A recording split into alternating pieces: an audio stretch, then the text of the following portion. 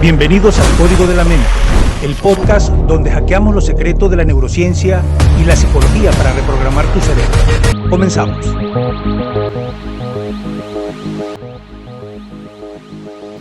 Son las 3 de la mañana de 1991 en Milwaukee. La policía entra a un departamento y encuentra cabezas humanas dentro de un refrigerador, manos en ollas y un olor a descomposición insoportable.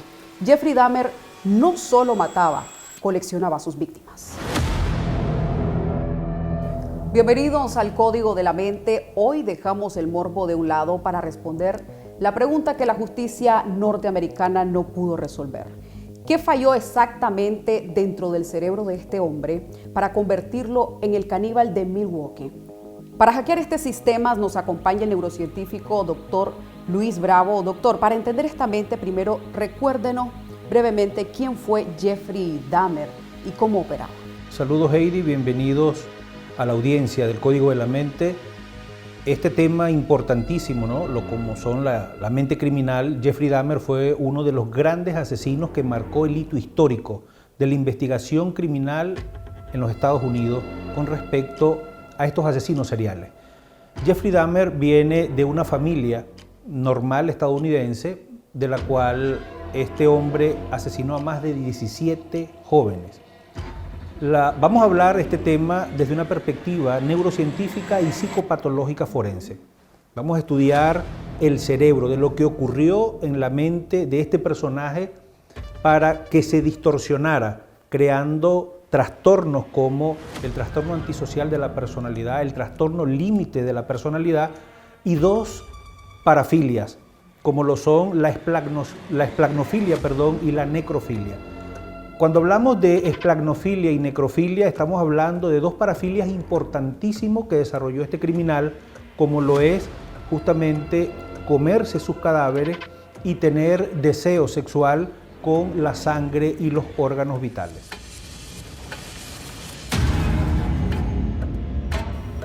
Doctor, al comer carne humana o guardar restos dentro del refrigerador, el cerebro de Dahmer no sentía asco, la culpa que sentiríamos cualquiera de nosotros. Ciertamente, Heidi, él no sentía asco, él lo que sentía era placer. Justamente lo que ocurría en el cerebro de Jeffrey Dahmer con respecto a sus víctimas era que se afectó su sistema de recompensa. El cerebro de Jeffrey Dahmer viene afectándose desde que él era un niño, ¿no? Al no recibir el placer de la atención de su cuidadora primaria, o sea, de su mamá, y de la única persona que le dio amor en su vida fue su papá, él desarrolló esta aversión en contra de las mujeres. Él rechazó a las mujeres y él desarrolla este tipo de comportamiento homosexual. Él prácticamente, la única persona que le brindó amor, que le brindó cariño, fue su papá. Y por eso él, justamente en una de sus afinidades con respecto al poco tiempo que duraba su papá era cazar animales, coleccionar animales. Dice Carlos, desde niño lo hacía. Entonces, en una de esas salidas que su papá, creo que cazaron un zorrillo, un animal de esto de monte, y en la disección, porque el papá era químico, en la disección del animal, el papá saca las vísceras y se las da a Jeffrey Dahmer cuando tenía 6 años para que la tocara. Entonces el papá le pregunta cómo se siente. El papá le dice rico, afirmándola, y el niño decía que sí. Esto, por supuesto, crea una distorsión cognitiva en que él, ese momento de su niñez, lo llevó al plano de la etapa adulta, y cada vez que él asesinaba, él sentía placer. Él sentía placer por sus víctimas, inclusive placer sexual. Por eso es que él las asesinaba y las guardaba en la refrigeradora. Ok, doctor, lo más aterrador es que le inyectaba ácido en la cabeza para hacerlos sus esclavos. Científicamente, ¿por qué Dahmer prefería tener un zombie al lado antes que una pareja viva con quien hablar? Justamente porque Jeffrey Dahmer quería tener el control, por esa ausencia de su papá que se iba, ¿verdad? Cuando su papá se iba, él le decía a su papá, no te vayas, quédate. Porque justamente él sentía ese cariño que tuvo carencia por parte de su mamá, lo sentía con su papá. Entonces, aquí hay algo importante. Cuando él inyecta ácido en el lóbulo prefrontal, él está creando prácticamente o está haciendo una lobotomía química, o sea, dejar inerte a la persona en sus procesos cognitivos. Toda persona se mueve, actúa, ¿verdad? Y esto lo hace como un reflejo fisiológico y neurológico que tenemos los seres humanos. Como moverme, me voy a ir, me despido, voy a tomarme un vaso de agua, no quiero hacer lo que me estás diciendo. Entonces, Jeffrey Dahmer lo que hizo fue inyectarle ácido para destruir la capacidad del lóbulo prefrontal de esta persona que lo acompañaba en tomar decisiones propias. Y Dahmer tomaba mucho alcohol antes de atacar. ¿Se puede volver el cerebro, doctor, adicto a matar de la misma manera que una persona se vuelve adicta a una droga? Absolutamente, Heidi. El sistema neurobiológico cumple las mismas funciones en cualquier tipo de adicción. La droga en Jeffrey Dahmer funcionaba como un anestésico para él poder operar, para calmar esos estados ansiosos y tener un control absoluto y sistemático de la acción que él iba a hacer, planificar y quitarle la vida a cada uno de los hombres con quien él estaba. Doctor, ya mencionábamos anteriormente que de niño Dahmer recolectaba animales muertos en la carretera y los disolvía en ácido en su patio. Estas conductas en la niñez ya eran un aviso de que su cerebro estaba cableado de forma diferente. Heidi, esto lo explica muy bien la neurociencia. Nadie en la vida nace siendo malo. Aprendemos bajo una influencia del medio ambiente. Científicamente se ha demostrado de que existe una influencia genética en el comportamiento humano, pero también existe un efecto en el medio ambiente, que sería como ese efecto disparador de todo lo que tenemos en nuestra biología. Jeffrey Dahmer repetía patrones de comportamiento desde la niñez. Su papá, recordemos que lo hablábamos anteriormente, era un ingeniero químico y le enseñó a él a disecar animales como un pasatiempo. Jeffrey Dahmer aquí creó una distorsión cognitiva de la realidad que él vivía. Entonces, este conocimiento de distracción con quien él pasaba mucho tiempo con su papá, lo aplicó en la vida adulta para cometer hechos cruentos o hechos criminales. Aquí él creó una distorsión, él lo aplicó un conocimiento, no todos los niños heredado de su mismo papá. De su mismo papá, un conocimiento técnico, científico, de distracción, lo llevó al plano criminal en la etapa adulta de su vida. Pero nadie nace siendo malo. Bien, y este personaje hablaba con la policía, con sus vecinos e incluso una vez lo detuvieron con una víctima ensangrentada y logró convencer a los oficiales de que era un pleito de pareja. Doctor, ¿cómo puede un cerebro tan dañado crear o fingir una normalidad tan perfecta?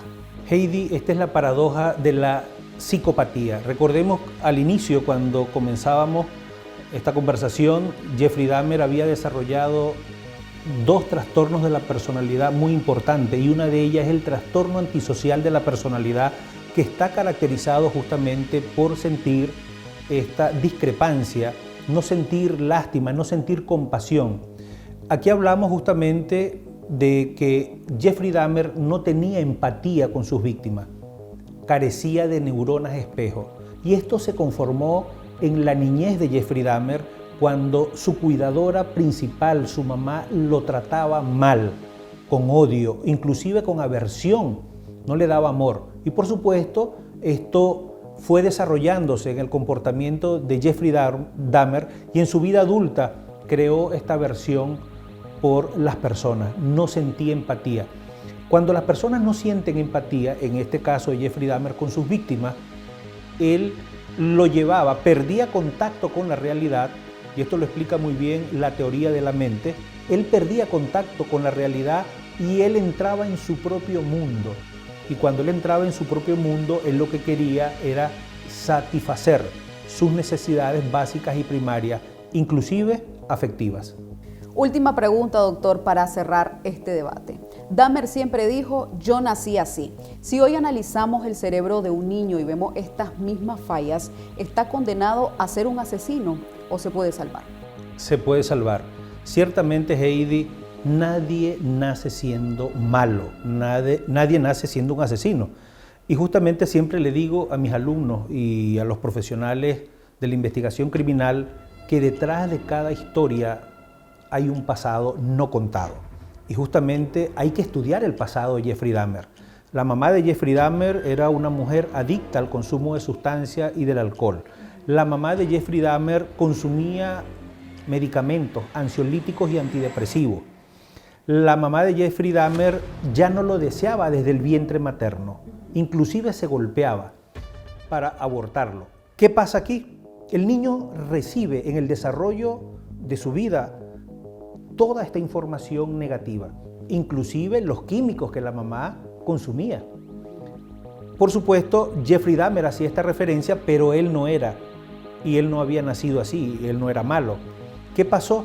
Que aquí hay un efecto muy importante, un efecto detonante, que es el medio ambiente. El niño nace sin empatía, la mamá lo dejaba llorar, que dejar llorar a un niño sin causa justificada, el cerebro se estresa. Recordemos que somos seres biológicos y en estas etapas tempranas de la vida, cuando se están conformando estructuras fundamentales del cerebro, bajo altos niveles de cortisol, empieza a afectarse el desarrollo del cerebro, de las estructuras básicas como el lóbulo prefrontal, la amígdala cerebral, el hipocampo, el hipotálamo, y esto está inundado, ¿verdad?, de una cascada de neurotransmisores, de cortisol, que van a afectar y van a dañar el desarrollo normal del funcionamiento del cerebro. Jeffrey Dahmer no nació malo. El entorno donde él vivía hizo el monstruo que fue, quitando vida, dañando personas, y esto, por supuesto, desencadenó en él este comportamiento criminal. Bueno, doctor, y hoy nos ha dejado claro que el cerebro humano es un territorio fascinante, pero a la vez peligroso. Muchísimas gracias por acompañarnos hoy y ayudarnos a hackear el código de la mente. Gracias, Heidi, y gracias a nuestra comunidad del Código de la Mente por haber compartido este espacio con nosotros y estudiar los límites de la ciencia, los límites del cerebro y los límites del comportamiento con Jeffrey Dahmer. Bueno, y así hemos llegado al final de este episodio. Recuerden activar la campanita, darle me gusta, compartir y comentar qué tema le gustaría que abordáramos en un próximo episodio. Nos vemos en el siguiente episodio. Esto fue El Código de la Mente.